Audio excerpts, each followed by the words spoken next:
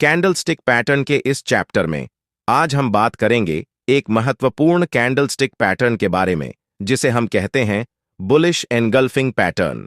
अगर आप stock market में ट्रेडिंग करते हैं तो यह वीडियो आपके लिए बेहद फायदेमंद होने वाला है। गाइस, हमारे चैनल का मकसद है आपको स्टॉक मार्केट के हर पहलू से अवगत कराना और आपके ट्रेडिंग स्किल को बेहतर करना है ताकि आप समझदारी से ट्रेडिंग कर सके। हमारा मानना है कि सही ज्ञान और अनुशासन ही आपको एक सफल ट्रेडर बनाएगा।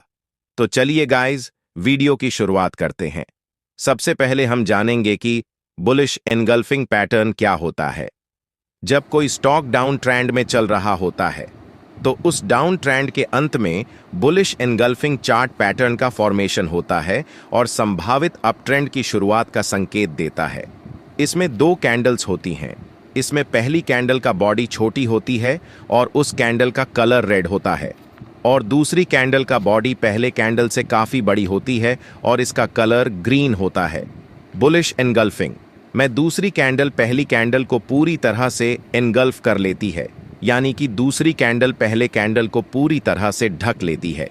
बुलिश एनगल्फिंग चार्ट पैटर्न में हमारा एंट्री जैसे ही अगली कैंडल बुलिश एनगल्फिंग कैंडल को क्रॉस करती है, हम इस पॉइंट पे बाय में एंट्री बना सकते हैं और हमारा स्टॉप लॉस इस ग्रीन कैंडल के लो का होगा। टारगेट 1:2 रख सकते हैं या आप टारगेट को ट्रेल करते हुए बड़े टारगेट ले सकते हैं। ज्यादा कंफर्मेशन के लिए, जब बुलिश एनगल्फिंग के बाद अगली कैंडल भी बुलिश हो और यह पहले कैंडल की कैंडल के हाई से ऊपर बंद हो, तब इसे ज्यादा कंफर्मेशन माना जाता है। बुलिश एनगल्फिंग कैंडलस्टिक पैटर्न एक मजबूत बाइंग प्रेशर को दर्शाता है जो बाजार में बायर्स के हावी होने का संकेत देता है, जैसा कि आप चार्ट में देख रहे हो। Importance of bullish engulfing chart patterns. Bullish engulfing pattern का महत्व क्या है? इस पैटर्न का उपयोग ट्रेडर्स संभावित बाजार के उलटफेर को पहचानने के लिए करते हैं।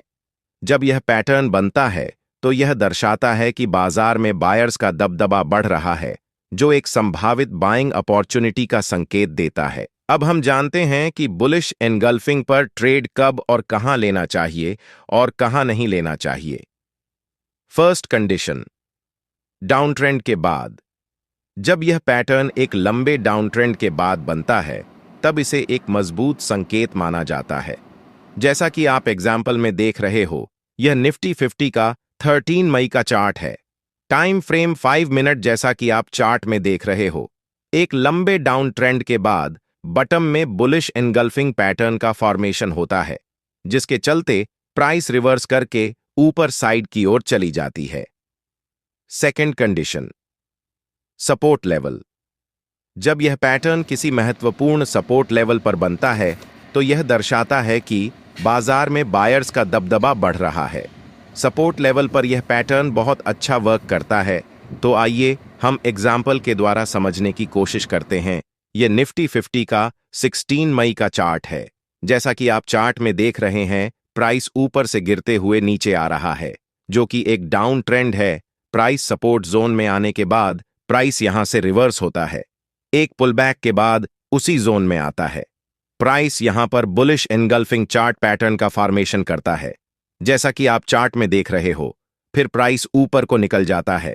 हम ग्रीन कैंडल के लो का स्टॉप लॉस डालकर इस पॉइंट पर हम बाय एंट्री बना सकते थे। Third condition, moving average. जैसा कि आप सभी जानते हैं, किसी भी स्टॉक का प्राइस अगर 200 मूविंग एवरेज के पास आता है तो मूविंग एवरेज एक बहुत ही अच्छा सपोर्ट की तरह रिएक्ट करता है और प्राइस वहां से बाउंस बैक लेने के बाद ऊपर की ओर चली जाती है। अगर बुलिश एनगल्फिंग चार्ट पैटर्न का फॉर्मेशन 200 मूविंग एवरेज के पास होता है तो यह अच्छा वर्क करता है।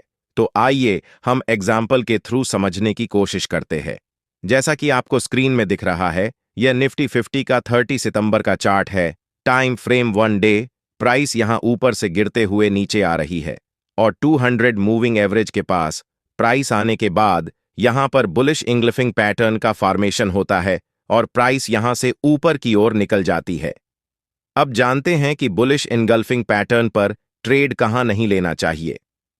रेंज बाउंड मार्केट में अगर बाजार साइडवेज मूव कर रहा है और बुलिश एनगल्फिंग पैटर्न बनता है तो यह पैटर्न उतना प्रभावी नहीं होता है।